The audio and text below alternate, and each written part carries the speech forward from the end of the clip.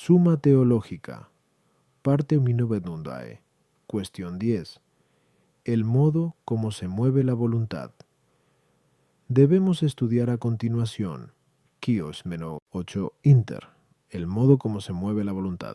Y acerca de esto se plantean 4 problemas. ¿Se mueve la voluntad hacia algo por naturaleza?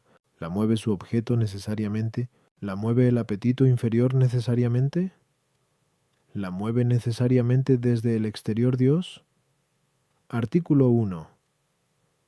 ¿Se mueve la voluntad hacia algo por naturaleza? Lat. Objeciones por las que parece que la voluntad no se mueve por naturaleza hacia algo. Hien. El agente natural se divide con el agente voluntario, como se ve al principio del segundo Physic. Luego la voluntad no se mueve hacia algo naturalmente. Do. Además, lo que es natural está siempre en la cosa, como el ser caliente en el fuego. Pero ningún movimiento está en la voluntad siempre. Luego ningún movimiento es natural a la voluntad. 3. Además, la naturaleza está determinada a una sola cosa, pero la voluntad se relaciona con cosas opuestas. Luego la voluntad no quiere nada por naturaleza. Contra esto está que el movimiento de la voluntad sigue al acto del entendimiento, pero el entendimiento entiende algo por naturaleza. Luego la voluntad también quiere algunas cosas por naturaleza. Respondo.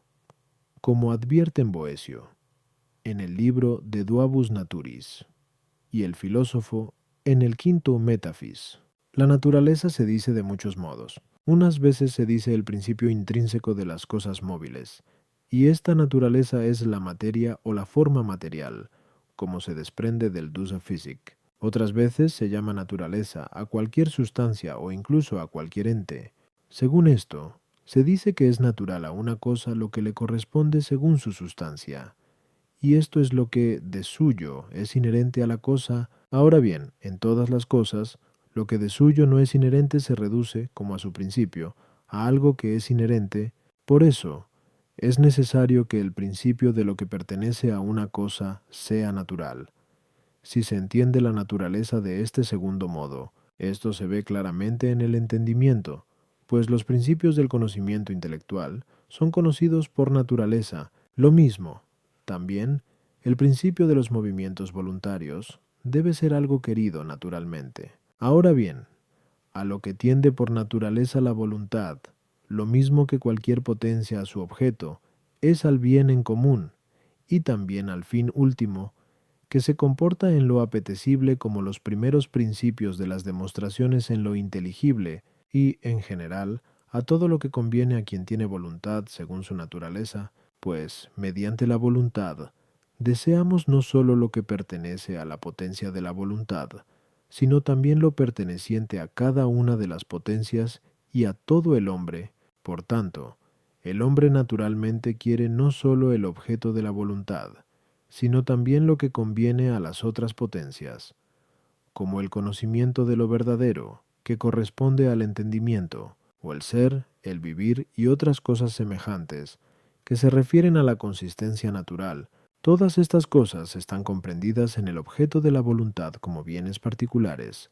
A las objeciones 1. La voluntad se divide con la naturaleza como una causa con otra, porque unas cosas se hacen naturalmente y otras voluntariamente. En efecto, es distinto el modo de causar propio de la voluntad, que es dueña de sus actos, y el modo que corresponde a la naturaleza, que está determinada a una sola cosa, pero, porque la voluntad se fundamenta en una naturaleza, es necesario que el movimiento propio de la naturaleza se participe de algún modo en la voluntad, igual que lo que pertenece a una causa anterior se participa en lo posterior. Ahora bien, en todas las cosas es primero el ser, que es por naturaleza, que el querer, que es por voluntad. Por consiguiente, la voluntad quiere algo por naturaleza. Du. En las cosas naturales, lo que es natural solo como consecuencia de la forma, está presente siempre en acto, como el calor en el fuego. Pero lo que es natural, como consecuencia de la materia, no está en acto siempre, sino que a veces está solo en potencia, porque la forma es acto, mientras que la materia es potencia. Ahora bien, el movimiento es el acto de lo que existe en potencia. Por consiguiente, Lo que pertenece al movimiento o es su consecuencia, no siempre está presente en las cosas naturales. Así, el fuego solo se mueve hacia arriba cuando está fuera de su lugar propio. De modo semejante, no es necesario que la voluntad, que pasa de potencia a acto cuando quiere algo, quiera siempre en acto, sino solo cuando está en una disposición determinada. En cambio, la voluntad de Dios, que es acto puro, está siempre en acto de querer. 3. A la naturaleza le corresponde siempre una sola cosa, aunque proporcionada a la naturaleza, pues a la naturaleza considerada en género corresponde una sola cosa en género, a la naturaleza considerada en especie corresponde una sola cosa en especie, mientras que a una naturaleza individualizada le corresponde una cosa individual. Por consiguiente, al ser la voluntad una fuerza inmaterial, como lo es el entendimiento, le corresponde por naturaleza una unidad común, es decir, el bien, como le corresponde al entendimiento una unidad común, lo verdadero o el ente o lo que algo es. Ahora bien, la voluntad no está determinada a ninguno de los muchos bienes particulares que se contienen en el bien común. Artículo 2. ¿Mueve a la voluntad su objeto necesariamente? Lat. Objeciones por las que parece que el objeto de la voluntad la mueve con necesidad. 1. El objeto de la voluntad se relaciona con ella como lo motor con lo móvil, según se desprende del tercero de ánima, pero lo motor, si es suficiente, mueve al móvil por necesidad. Luego el objeto de la voluntad puede moverla por necesidad. 2. Además, la voluntad es una fuerza inmaterial como el entendimiento, y ambas potencias se ordenan a un objeto universal, como se dijo. Aeminion satas 1.3. Pero el objeto del entendimiento lo mueve por necesidad. Luego también a la voluntad, el suyo. 3. Además, todo lo que uno quiere o es el fin o es algo ordenado al fin, pero como parece, el fin se quiere por necesidad, porque es como un principio en lo especulativo, al que asentimos por necesidad. Por otra parte, el fin es la razón de querer lo que es para el fin, y así, parece que también queremos por necesidad lo que es para el fin. Luego por necesidad, la voluntad es movida por su objeto. Contra esto está que, según el filósofo, las potencias racionales se relacionan con cosas opuestas, pero la voluntad es una potencia racional, pues está en la razón, como se dice en el tercere de ánima. Luego la voluntad se relaciona con cosas opuestas, por tanto, no se mueve por necesidad hacia uno de los opuestos. Respondo. La voluntad se mueve de dos modos: para el ejercicio del acto y para la especificación del acto, que proviene del objeto. En el primer modo, por tanto, ningún objeto mueve a la voluntad con necesidad, pues uno puede no pensar en ningún objeto y consiguientemente tampoco quererlo en acto. Pero, en cuanto al segundo modo de moción, unos objetos mueven a la voluntad con necesidad, otros no. En efecto, en el movimiento de cualquier potencia producido por su objeto, hay que tener en cuenta la razón por la que un objeto mueve a la potencia. Lo visible mueve a la vista bajo la razón de color visible en acto. Por eso, si se presenta un color a la vista, necesariamente la mueve si no se la aparta. Esto pertenece al ejercicio del acto. Pero si se presenta a la vista algo que no es color en acto en todos los aspectos, sino que lo es en un aspecto, pero no en otro, entonces la vista no lo ve por necesidad, pues podría mirarlo desde la parte que no tiene color en acto, y entonces no lo vería. Pues bien, lo que tiene color en acto es el objeto de la vista, lo mismo que el bien lo es de la voluntad.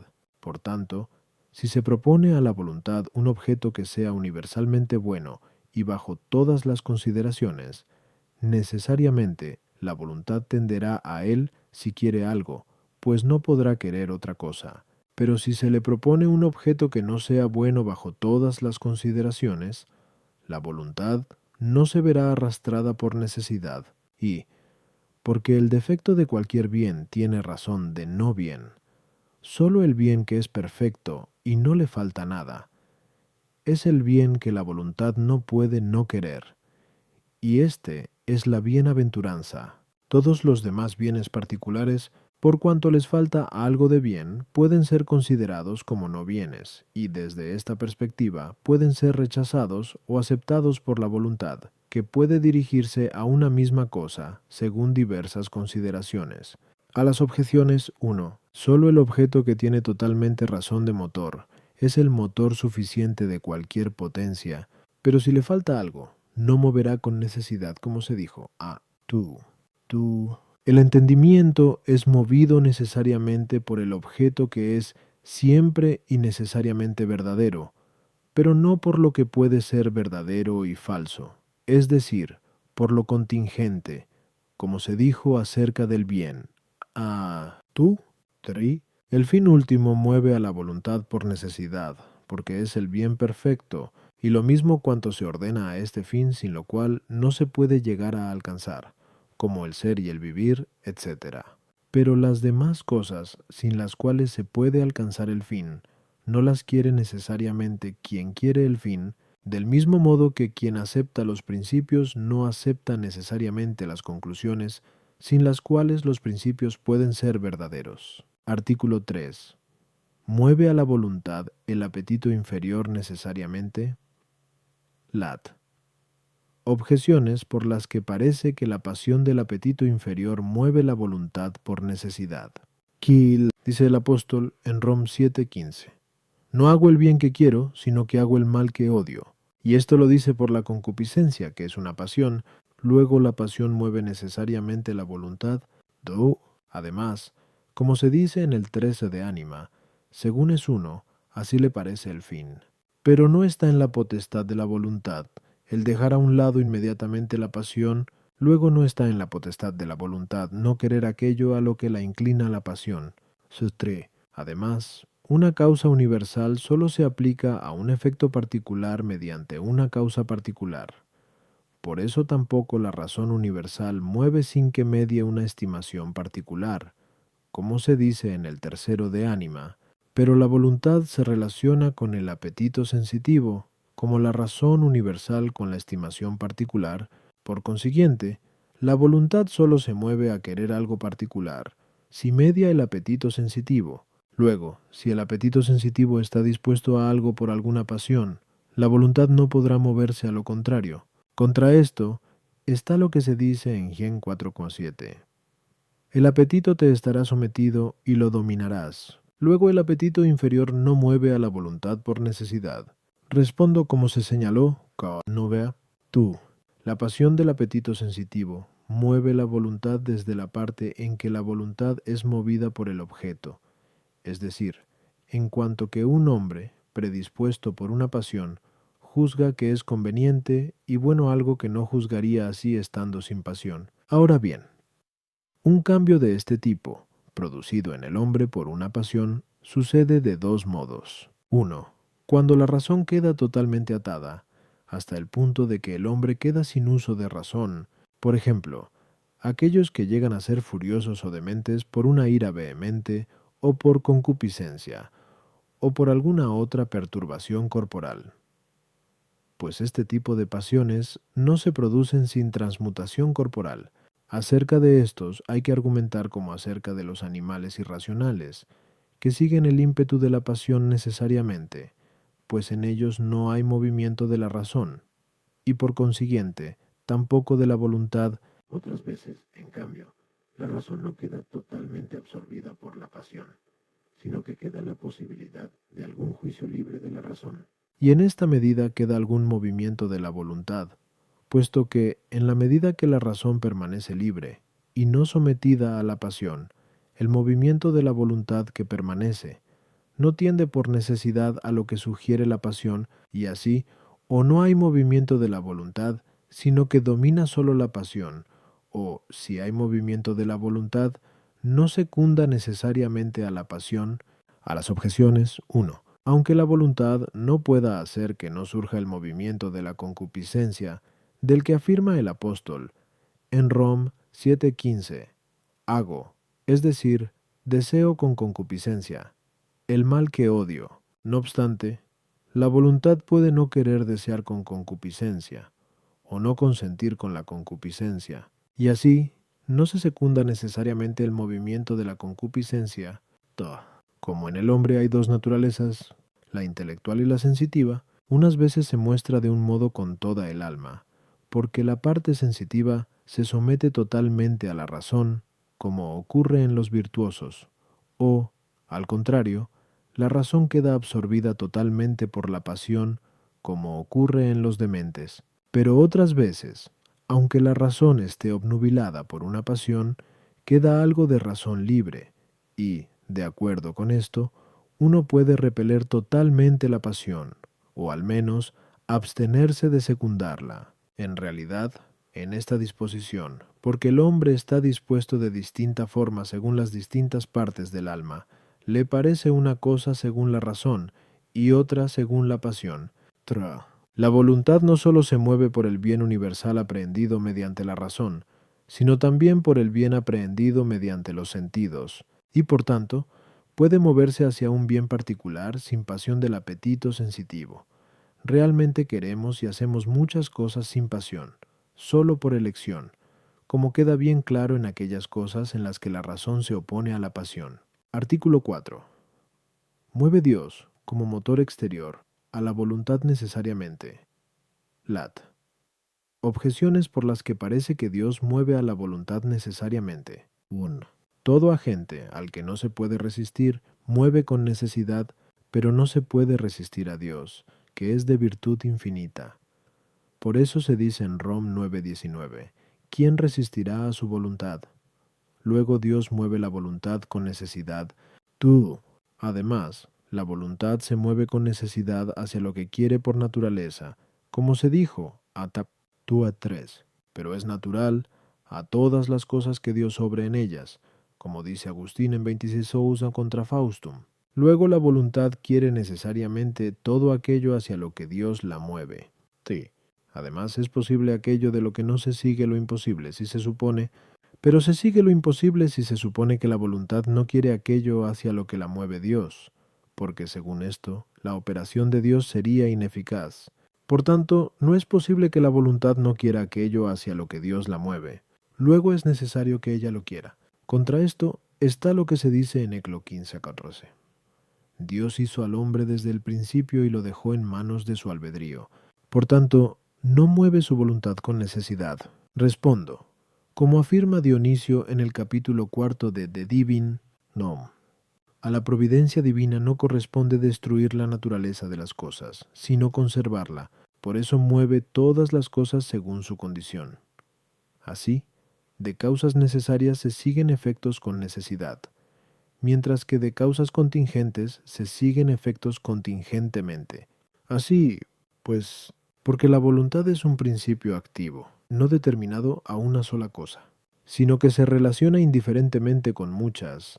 Dios la mueve sin determinarla con necesidad a una sola cosa, sino conservando su movimiento contingente y no necesario, salvo en aquello hacia lo que se mueve por naturaleza. A las objeciones.